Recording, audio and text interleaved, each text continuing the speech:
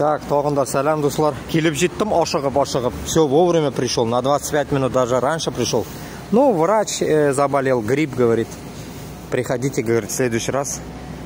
Шулай. Этот, икенші күнге жаздылар енді. Кеттім болмаса. Потому что бүгін жұма, намаз оқырға керек. Мен этот, больно, в этот не иду. В мечеть не иду, потому что там есть свои нюансы кое-какие.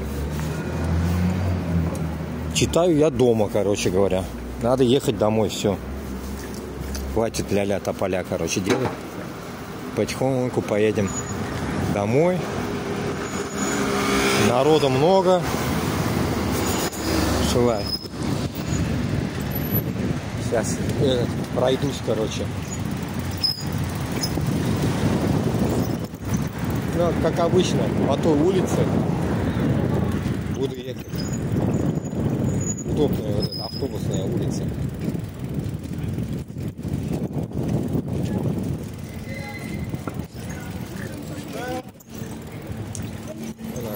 Курьеры очень много работает. Вот херово, что здесь на чужое имя нельзя работать. Вот не получается на чужое. Больно близкий человек нужен, который тебе и карточку откроет, вот это все откроет, и ты чтоб мог работать. Вот так вот. Не получается тут, короче, наебать, так скажем, блядь, программу. Вот так вот. Ну, будем двигаться, что поделать.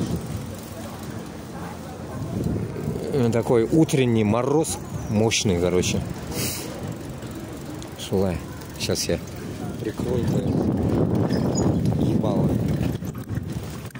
А то этот дует, блядь. Сука. В шею дует. Хрен доедешь, а то таким образом. Вона кызлар йөри. Кто там кызларны алырга дигәне? Вообще кызлар йөри бит. Местный кызлар. Но их же не поймешь, она местная или нет. Там же на лице не написано, она местная или нет.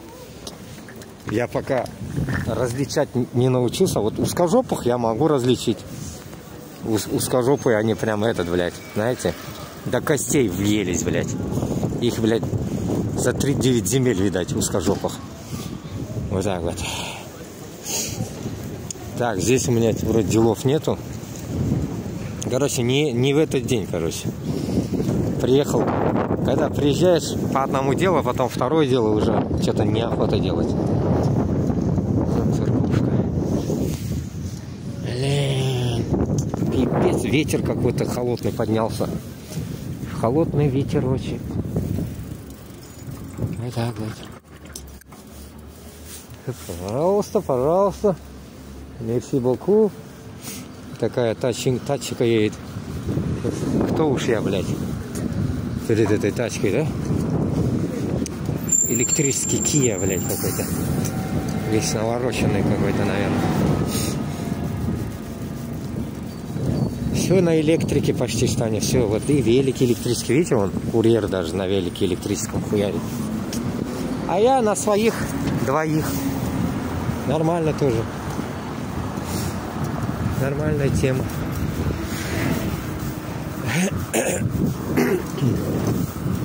Спорт — это по-нашему. Вот так вот. Мусульмане все должны спортом заниматься.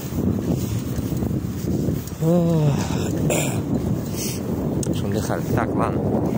Ну, этот, иншаллах, сегодня будем стрим делать, попробуем. Сюда тоже, может, я кусок стрима запишу.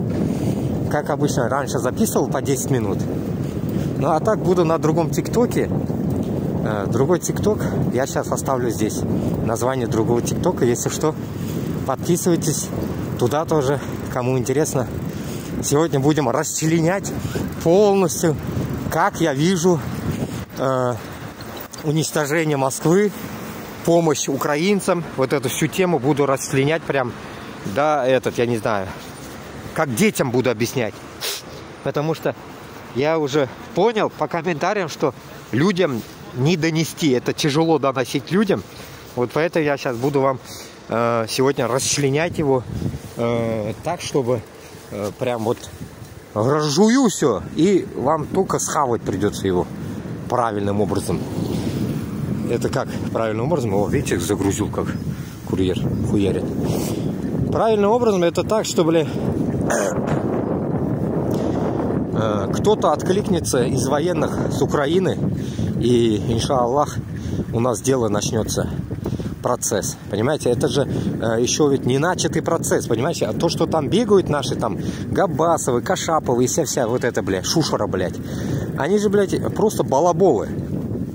А я вам подвожу вас, украинцев, к тому, что Башкортостан с Татарстаном должны сосредоточиться уже на вашей территории, прям обязаны они, обязаны.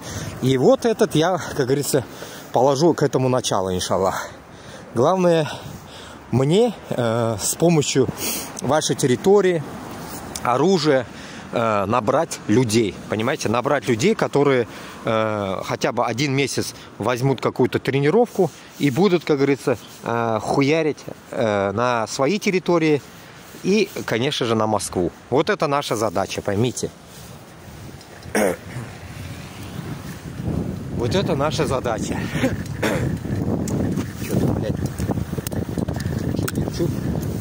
На этот забыл, на большой скорости осталось. Вот так, видите, вот. Вот кафе Ниагара, что он не работает. Вот. Были бы возможности у меня, вот здесь готовил бы где-нибудь там плов, и внутри вон, как говорится, они могли бы покушать горячий плов, шашлык, манты, самса. Можно и здесь, как говорится, пока перебиваться. Но, видите, из-за того, что здесь ты нелегал, и, как говорится, ситуация не из легких. Вот так вот. А в моем положении у украинцев система другая. Они пострадавшие. Им можно и не работать, но, как говорится, но они сами не хотят работать. А так можно им работать. Вот так вот. А нам наоборот. Мы должны работать, а нам не дает работы разрешения. Вот такая хуйня. Ну ладно, это их не дело, короче. Чисто так, к слову.